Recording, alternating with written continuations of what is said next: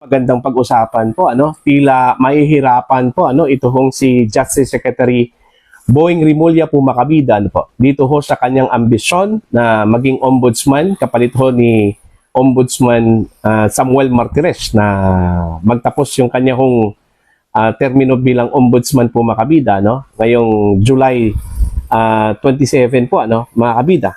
Ito po, meron pong post ito hong si VOBPH, umabot pala sa 17 lahat yung mga applicants ho dito, mga kabida, ang dami po, At hindi ho matatawaran yung mga credentials po, dito ho sa 17 applicants, including Secretary Boying Rimulya, po, mga kabida. Meron pong mga justices po ng Korte Suprema, ang nandito, judge o judges, may cabinet members, and then legal luminaries, po. May dating BIR, anong tawag po dito? Commissioner, ang nag-apply po bilang ombudsman po, mga kabida. Alright, ito, babasahin ko lang po. Ito hong shinare po, mga kabida, ng VOVPH. Actually, post po ito ng The Situation Report, mga kabida, po. Exclusive, 17 aspirants vie for ombudsman post. Interviews set late July, po, mga kabida. About 17 applicants have formally applied to become the next ombudsman as of 4:30 p.m. on Friday. Kahapon po ito, July 4, 2025 po, mga kabida, po. Among the contenders are sitting justices, po, judges, cabinet members, and legal luminaries, including Supreme Court Associate Justice Samuel Gairlan, former BIR Commissioner Kim Jacinto Henares, yung dati hong BIR Commissioner po ni dating Pangulong Benigno Aquino III, mga kabida, Justice Secretary Jesus Crispin Rimulya, and retired SC Justices Mario Lopez and Stephen Cruz. Alright, ito yung mga among the list of applicants para ho sa pagka anong tawag po dito? Ombudsman po, mga kabida, kapalit po kay Ombudsman Samuel Martires. Ito yung complete list po, Gaya ng sinabi ko po kanina, there are 17 applicants lahat. Alright? Justice Samuel Gairlan ng Supreme Court. Sitting justice po ito, hanggang ngayon, siya pa rin ang isa sa mga justices po, ng Korte Suprema. Attorney Kim Jacinto Henares. Number 3, Chairperson Michael Aguinaldo. Po? Naririnig ko na po ito, Hindi ko lang po alam kung saan po ito na sangay po ng gobyerno, mga kabida, po. Judge Jason Rodenas, Justice Michael Musngi, Commissioner Beda Ipres, Justice Bautista Corpin, Deputy Executive Secretary Lisa Lugan, ayan. Yusek Romeo Benitez, Chairperson Felix Reyes, Sandigan Presiding Justice Geraldine Ikong, Attorney Melvin Matibag, okay? Justice Mario Lopez, retired. Justice Stephen Cruz, retired. Justice Secretary Jesus Crispin Rimulya. Number 16, Judge Benjamin Torgano, retired. And number 17, Attorney Johnny Caruche. Ayun. Ito yung mga aplikante po. Umabot po sila ng 17, Kaya nasabi ko po kanina, mahihirapan ho dito si Justice Secretary Boying Rimulya po, Macabida, dahil ho sa credentials po, nitong mga applicants na ito, mga kabida. Mantakin nyo, may sitting justice po, May retired justices po ng Korte Suprema. Yung iba po dito, most likely, mga justices po, sa Court of Appeals or Sandigan Bayan. Hindi po natin alam kung saan po ito naging justice, mga kabida. Ito hong ibang mga aplikante, po. Ito hong si Attorney Kim Henares, malakas din ito, mga kabida. Potential din ito. Kasi ho, naging commissioner po ito ng Bureau of Internal Revenue po, nung panahon po ni Presidente Benigno Aquino III, mga kabida. Okay? And then, yung iba, ito hong si Presiding Justice Geraldine Ekong, okay, ng Sandigan Bayan. Most likely, baka magre-retiro na po ito, ano, mga kabida.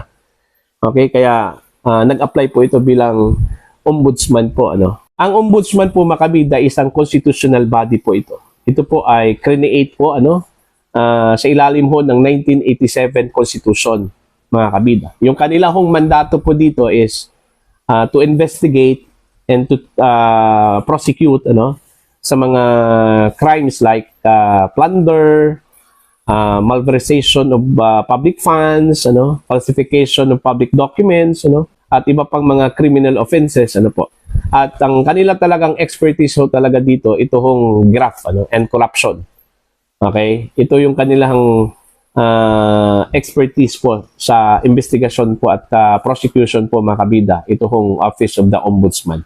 At lahat po ng mga pinoprosecute ho nila dito mga empleyado ho at opisyal po ng gobyerno, ma-elected man or appointed, ano, mga kabida. So, kung pagbabatayan po natin yung credentials, ano, mabibigat po kasi halos hudikatura po ito.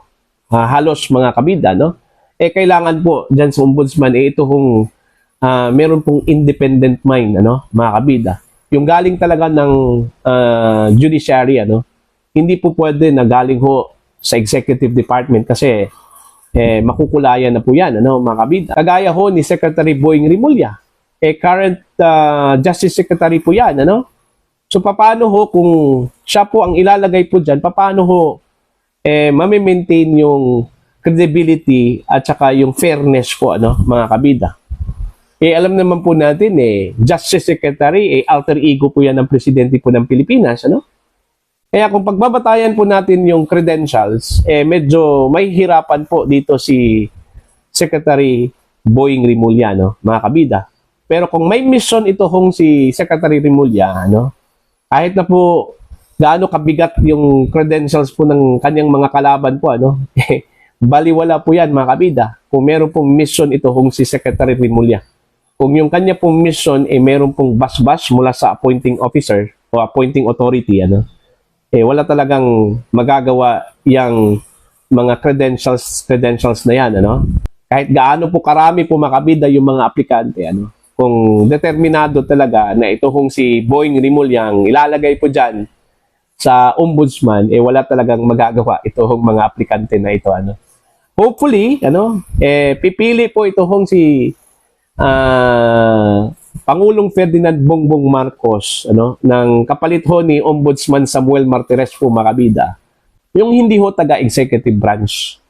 Para po wala hong duda, mga kabida, sa mga kasong nakabinbin po ngayon dyan po sa ombudsman. Like for example na lang po, ito hong mga complaints na isinampa po, ano, ni Senator Amy Marcos po, mga kabida, ano, patungkol ho doon sa illegal arrest daw, ano, dito ho kay dating Pangulong Rodrigo Roa Duterte, kung saan po isa sa mga respondents ho dito, mga kabida, ito hong si Justice Secretary Boying Rimulya, no. Magdududa yung tao dyan kung si Justice Secretary Rimulya yung uupo bilang ombudsman, mga kabida. Kasi paano ho niya desisyonan yung investigasyon ho ng ombudsman patungkol ho sa mga personalidad, ano, na sangkot po doon ho sa pag-aresto ho kay dating Pangulong Rodrigo Duterte. Kung i-dismiss po yan, mas lalong aalma yung taong bayan po dyan, ano, mga kabida. Kasi halatang halata po. Ano? Pero kung bibigyan po niya ng, kumbaga, credit yung complaint na yon, ano, at meron pong makitang probable cause, bilib na po ako kay Secretary Rimulya kung siya po ang uupo bilang ombudsman at sasampahan po niya ng kaso itong kanyang sarili at yung mga kasamahan niya na respondents doon ho sa complaint na isinampa po, mga kabida, ni Senator Amy Marcos po, ano. At isa pa po, ito hong complaint na ipinaabot po sa ombudsman, mga kabida, laban ho dito kay Vice President Sara Duterte, ano. Paano ho niya desisyonan yan? Kasi pag magdesisyon po yung ombudsman po mga kabida na meron pong probable cause at kailangan hong isampa yung mga kasong kriminal, doon po sa korte laban ho kay Vice President Sara Duterte, mas lalo hong magdududa yung taong bayan po dyan. Kaya nga, para po magkaroon po ng fairness, sana ang pipiliin po ni Pangulong Marcos na kapalit po kay Ombudsman Samuel Martirez, walang bagahe, wala hong pagdududa mga kabida. Kukuha ko siya dun ho sa mga aplikante na nanggaling ho mga kabida sa judiciary. Para at least patas po, fair. Hindi ho galing sa executive branch. Hindi ho yung mga politiko, mga kabida. Kasi iba kasi pag politiko mahahaluan po yan ng bias politika mga kabida. Okay? Yun lang po. Para po sa inyo, ano po ang inyong paningin at opinion ho dito mga kabida? Please comment down. Sa mga hindi pa po subscribers sa aking channel, please subscribe. Just click the subscribe button, click the notification bell, click all para updated po kayo mga kabida sa aking mga uploads. Maraming salamat po sa inyong lahat.